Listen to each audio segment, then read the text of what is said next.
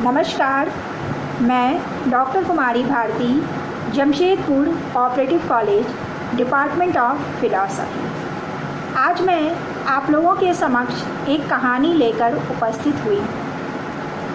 इस कहानी का नाम है चीफ की दावत। इस कहानी को भीष्म शाहनी ने लिखा है।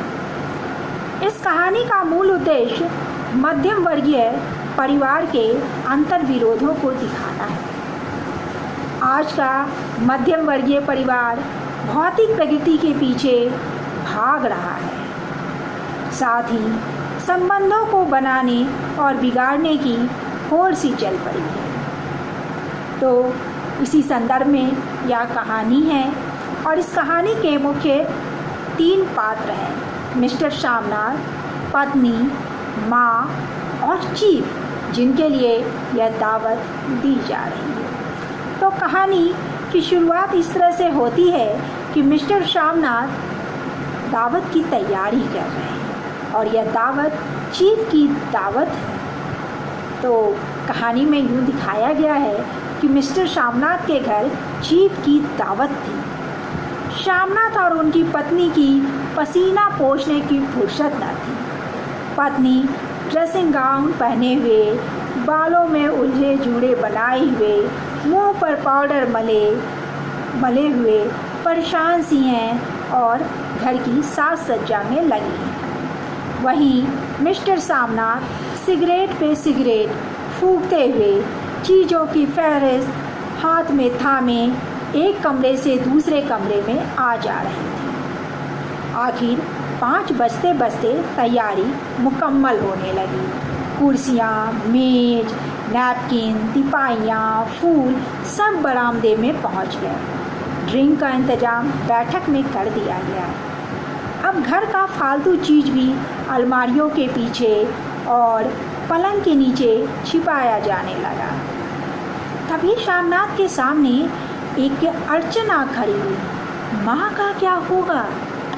इस बात की ओर न उनका और न उनकी कुशल गृहिणी का ध्यान गया था। मिस्टर शामनाथ ने अंग्रेजी में कहा, माँ का क्या होगा? श्रीमती काम करते करते ठहर गई और कुछ देर तक सोची और बोली कि माँ घर के पिछवाड़े में इनकी जो सहेली है उनके पास भेज दो और कह दो रात भर चाहे तो बेशक वहीं ठहर जाए, कल आ जाए।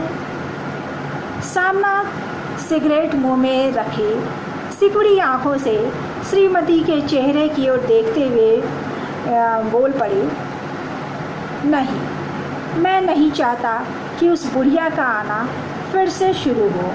बड़ी मुश्किल से उनका आना जाना बंद किया है। जो मतलब कि जो माँ है उनकी, घर के पिछवाड़े में उनकी एक सहेली रहती हैं जो कि विधवा हैं।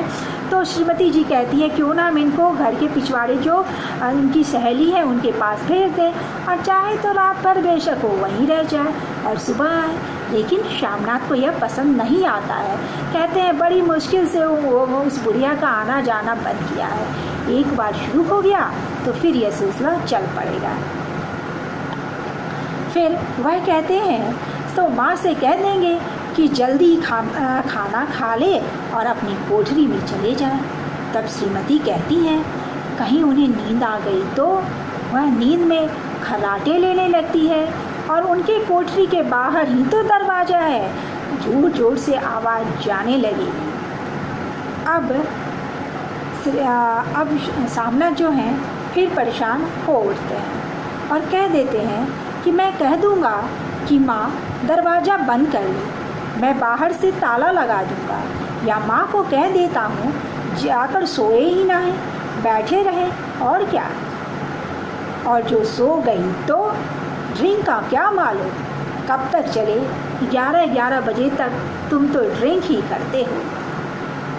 शामनाथ कुछ खींच उठे और हाथ झटकते हुए बोले, अच्छी भली यह भाई के पास जा रही थी, तुमने कुछ अच्छा बनने के लिए ही बीच में टांग अड़ा दी। तब उनकी पत्नी ने कहा, वाह, मैं तुम माँ और बेटे के बीच में क्यों पड़ूं? तुम जानो और तुम्हारी माँ जाने। मिस्टर सामना चुप रहे। यह बहस करने का समय नहीं था। उन्होंने घूमकर माँ की कोठरी की ओर देखा। कोठरी का दरवाज़ा बरामदे की ओर खुलता था। बरामदे की ओर देखते हुए झट से बोली, मैंने सोच लिया है, और उन्हीं कदमों से माँ की कोठरी के बाहर जा खड़े हुए।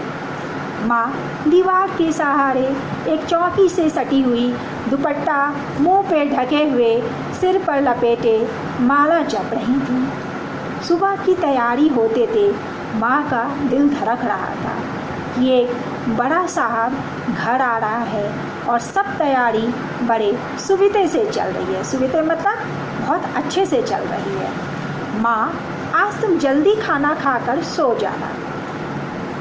ठीक है माँ, तुम आज जल्दी खाना खा लेना, ये मिस्टर सामनाथ कह रहे हैं अपनी माँ से। मेहमान लोग 7:30 बजे तक आ जाएंगे।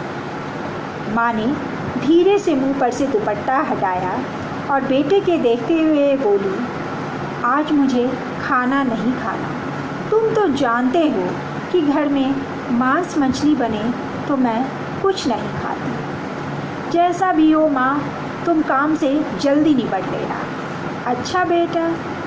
और माँ, हम लोग पहले बैठक में बैठेंगे, उतनी देर तुम यहाँ बरामदे में बैठना, और जब हम लोग बैठक से उठकर बरामदे में आएंगे तो तुम गुसल खाने के रास्ते बैठक में चली जाना। माँ अवाक बेटे का मुंह देखते रहती है, फिर बोली, अच्छा बेटा। और माँ, आज जल्दी सो नहीं जाना, तुम्हारे खर्राटों की आवाज़ दूर तक जाती है। माँ लज्जित स्वर में कहती है, क्या करूँ बेटा, इसमें मेरा कोई वश नहीं। जब से बीमारी से उठी हूँ, नाक से सांस नहीं ली जाती। मिस्टर सामनाथ ने इंतजाम तो कर दिया, फिर भी उनकी उधेड़-बुन खत्म नहीं हुई। उन्हें लग रहा था चीफ जो अचानक यहाँ आ गए तो उनके साथ और भी कई देसी मेहमान होंगे, उनके साथ कई और 8-10 मेहमान होंगे, साथ ही देसी स्त्रियाँ भी होंगी। कोई गुसल खाने की तरफ आ गया तो क्या होगा। वह क्रोध के मारे झुंझलाने लगे और एक कुर्सी को उठाकर बरामदे की कोठरी के बाहर रखते हुए बोली, आओ माँ, इस पर जरा बैठो तो। माँ माला संभालते हुए कुर्सी पर जा बैठी। मिस्टर सामनाथ ने कहा, माँ, टांगों को नीचे करके बैठो, यह खाट नहीं है। माँ ने टांगें नीचे उतार दी। और खुदा के वास्ते माँ, नंगी पाँव नहीं घूमना, ना ही उस खड़ाऊ को पहनकर सामने आना, वरना मैं उस खड़ाऊ को उठाकर किसी दिन फाड़ फेंक दूंगा। माँ चुप रही। कपड़े कौन से पहनोगी माँ? जो है सो पहनूंगी, और जो कहो पहन लो। मिस्टर सामनाथ सिगरेट मुंह में रखे फिर अधखुली आंखों से माँ की ओर देखने लगे और माँ के कपड़ों की सोचने लगे। सामनाथ हर बात में तरतीब चाहते थे। घर का सब संचालन उनके सामने हाथ में था। खूंटियाँ कमरों में कहाँ लगाई जाए, बिस्तर कहाँ पर बिछे, किस रंग के पर्दे कहाँ लगाए जाए, श्रीमती जी कौन सी साड़ी पहने, मेज किस साइज का हो। सामनाथ को चिंता थी कि अगर चीफ का साक्षात माँ से हो गया तो कहीं लज्जित न होना पड़े। माँ को सिर से पाँव तक देखते हुए सामनाथ कहते हैं, तुम सफ़ेद समीज और सफ़ेद सलवार पहन लो। माँ, पहन के आओ तो जरा देखो तो। माँ पहनने चली जाती है और पहन के आती है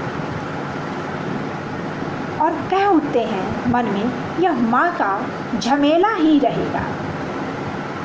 उन्होंने फिर अंग्रेजी में अपनी स्त्री से कहा, कोई ढंग की बात हो तो भी कोई कहे, मगर कहीं कोई उल्टी सीधी बात हो गई, चीफ को बुरा लगा तो पार्टी का सारा मज़ा जाता चला जाएगा।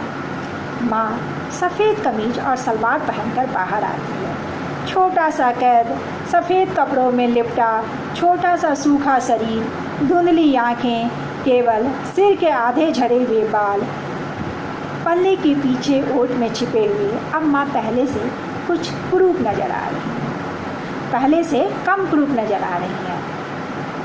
चलो ठीक है माँ, कोई चूड़ियाँ वूड़ियाँ हो तो वो भी पहन लो। चूड़ियाँ कहाँ से लाऊं बेटा, सारे तो तुम्हारे पढ़ाई में खर्च हो गए। बिक गए मतलब कहने का मतलब सारी चूड़ियाँ तो तुम्हारी पढ़ाई के लिए बिक गई। अब इस बात पे श्यामनाथ को चिढ़ जाते हैं, उन्हें यह बात तीर के जैसे चुभती और कहते हैं कौन सा राग छेड़ दिया माँ, सीधा कह दो ना कि चूड़ियाँ नहीं है, इससे पढ़ाई लिखाई का क्या ताल्लुक। जो जेवर तुमने बेचे थे वो उससे मैं कुछ बनकर ही आया हूँ, नीरा लंडूरा तो नहीं लौट आया, जितना दिया था उससे दुगना ले लेना। माँ कहती है जीभ जल जाए बेटा, मैं जो तुमसे चूड़ियाँ लूँ, अगर मेरे पास चूड़ियाँ होती तो मैं 100 बार पहनती। 5:30 बज चुके थे। श्रीमती जी खप के अपने रूम में जा चुकी थी। अभी श्यामनाथ को नहा धोना बाकी है। अब श्यामनाथ जाते हुए एक बार फिर माँ को कहते हैं माँ, रोज की तरह गुमसुम बन के नहीं बैठे रहना, अगर जी भा जाए कुछ पूछें तो उसका ठीक तरह से जवाब देना। माँ, मैं ना तो पढ़ी ना लिखी, मैं क्या बात करूँगी, तुम कह देना। मेरी माँ अनपढ़ है, गांव की है, वो कोई जानती समझती नहीं, वह नहीं पूछेगा। 7 बजते बजते माँ का दिल धक धक धक धक करने लगा। अगर चीफ सामने आ गए तो, उसने कुछ पूछा तो वह क्या जवाब देगी। अंग्रेज को तो दूर से ही देखकर घबरा उठती थी। यह तो अमेरिकी है, ना मालूम मुझसे क्या पूछे, मैं क्या कहूँगी। माँ का जी चाहता था कि चुपचाप पिछवाड़े के रास्ते अपनी सहेली के घर चले जाए, मगर बेटे की बात को टालना माँ के बस में नहीं था। माँ बेटे के हुक्म के अनुसार चुपचाप टांगे लटकाए बैठ जाती है। अब इधर दिखाया गया है कि एक कामयाब पार्टी हुआ है जिसमें ड्रिंक पर ड्रिंक चलती है, और कामयाब पार्टी शुरू हो चुकी है जिसमें ड्रिंक कामयाबी से चल रहा है। श्यामनाथ की पार्टी सफलता के शिखर चूमने लगी। वार्तालाप उसी रो में बह रहा था जिस रो में ग्लास भरे जा रहे थे। कहीं कोई रुकावट नहीं थी, कोई अड़चन न था। साहब को विस्की पसंद आई थी तो मेम साहब को पर्दे पसंद आए थे, सोफ़ा कवर का डिजाइन पसंद आया था, कमरे की सजावट पसंद आई थी। इससे बढ़कर क्या चाहिए। साहब तो ड्रिंक के दूसरे ही दौर में कहानियाँ और चुटकुला कहने लगे, और मेम साहब भी ऐसे पेश आ रही थी जैसे उनकी पत्नी की बरसों की फ्रेंड हो। काला गाउन पहने हुए, गले में सफ़ेद मोतियों की माला का हार, सेंट और पाउडर की महक से ओत-प्रोत कमरे में बैठी सभी देशी स्त्रियों की आराधना का केंद्र बने हुए थे। बात बात पर हंसती, बात बात पर सिल हिलाती, और श्यामनाथ की स्त्री से तो ऐसे बोल रही थी जैसे उनकी पुरानी सहेली थी। और इसी रूम में पीते पिलाते 10:30 बज गए। वक्त गुजरते पता ही न चला। आखिर सब लोग अपने गिलासों की आखिरी घूंट पीकर खाना खाने के लिए उठे और बैठक से बाहर निकले। आगे आगे श्यामनाथ रास्ता दिखाते हुए, पीछे चीफ और दूसरा मेहमान। बरामदे में पहुंचते ही श्यामनाथ सहज ठिठक गया। यह क्या? जो दृश्य उन्होंने देखा उससे उनकी टांगें लड़खड़ा गई और क्षण भर में सारा नशा हिरन होने लगा। बरामदे के ऐन कोठरी के बाहर माँ अपनी कुर्सी पर ज्यों की त्यों बैठी थी, मगर दोनों पांव कुर्सी के ऊपर सीट पर रखे हुए थे और सिर दाएं से बाएं तो बाएं से दाएं हिल रहा था। मुंह से लगातार गहरे खर्राटों की आवाज़ आ रही थी। जब सिर कुछ देर के लिए टेढ़ा होकर एक तरफ को थम जाता तो खर्राटे और भी गहरे हो उठते, और फिर जब झटके से नींद टूटती तो सिर फिर दाएं से बाएं झूमने लगता। पल्ला सर पर से खिसक गया था और माँ के झड़े हुए आधे गंजे बाल अस्त व्यस्त बिखरे हुए थे। यह देखकर श्यामनाथ क्रुद्ध हो गए। जी चाहा कि माँ को धक्का देकर उठा दें और कहें, माँ कोठरी में चले जाओ, मगर वो ऐसा कह न सके क्योंकि चीफ वहीं खड़े थे और साथ ही उनके मित्र और देसी स्त्रियाँ भी थीं। माँ को देखते ही अफसरों की कुछ स्त्रियाँ हंस पड़ी। इतने में चीफ ने धीरे से कहा, पुअर डियर। माँ हड़बड़ा उठ बैठी। सामने खड़े लोगों को देखकर ऐसे घबराई कि कुछ कहते न बना। झट से पल्ला सर पर रखती हुई खड़े हो गई और ज़मीन की ओर देखने लगी। उनके पांव लड़खड़ाने लगे और हाथों की उंगलियां थर थर थर कांपने लगी। माँ, तुम जाके सो जाओ। श्यामनाथ कहते माँ को, माँ जाके तुम सो जाओ, तुम क्यों इतनी देर जाग रही हो? और खिसियाई हुई नज़रों से श्यामनाथ चीफ की मुंह की ओर देखने लगी। चीफ के चेहरे पर मुस्कुराहट थी और वही खड़े होकर बोले, नमस्ते। माँ ने झिझकते हुए अपने सिमटते हुए दोनों हाथ जोड़े, मगर एक हाथ में माला था, इसलिए दुपट्टे के अंदर से माला को पकड़े हुए दूसरे बाहर ठीक तरह से नमस्ते भी ना कर पाई। श्यामनाथ इस पर भी खिन्न हो उठे। इतने में चीफ ने अपना दायां हाथ मिलाने के लिए माँ को आगे दिया। माँ और भी घबरा गई। माँ श्यामनाथ कहते हैं, जब चीफ हाथ मिलाने के लिए बढ़ाते हैं तब श्यामनाथ कह रहे हैं, माँ हाथ मिलाओ। पर हाथ कैसे मिलाती, हाथ में तो माला था। घबराहट से माँ ने बायां हाथ ही बढ़ा दिया। श्यामनाथ दिल ही दिल में जल उठे। ऐसी देसी अफसरों की स्त्रियां खिलखिलाकर हंस पड़ी। यूँ नहीं माँ, दायां हाथ बढ़ाती है, दायां हाथ मिलाओ। मगर तब तक माँ बायां हाथ बढ़ा चुकी थी और चीफ माँ के बाएं हाथ को बार बार हिलाकर बोल रहे थे, हाउ डू यू डू। अब श्यामनाथ कहते हैं, कहो माँ कैसी हो, खैरियत से हूँ, कह दो। माँ कुछ बड़बड़ाई। माँ कहती है, मैं ठीक हूँ। कहो माँ, हाउ डू यू डू। माँ धीरे से सकुचाते हुए बोली, हाउ डू यू डू। एक बार फिर कहा लग गया। वातावरण हल्का होने लगा। साहब ने स्थिति संभाल ली थी। लोग हंसने चहकने लगे। श्यामनाथ के मन का क्षोभ भी कुछ कुछ कम होने लगा। साहब अपने हाथ से माँ के हाथ को पकड़े हुए थे और माँ सिकुड़ी सी लजाई जा रही थी। साहब के मुंह से शराब की बदबू भी आ रही थी। साहब अपने श्यामनाथ अंग्रेजी में बोली, मेरी माँ गांव की है और उम्र भर गांव में ही रही है, इसलिए वो आपसे लजाती है। साहब इस पर खुश नजर आए। वह कहे, मुझे गांव के लोग बहुत पसंद हैं। तब तो तुम्हारी माँ गांव के गीत और नाच भी जानती होंगी। चीफ खुशी से सर हिलाते हुए बोले, टिकटिकी बांधे माँ की ओर देखने लगे।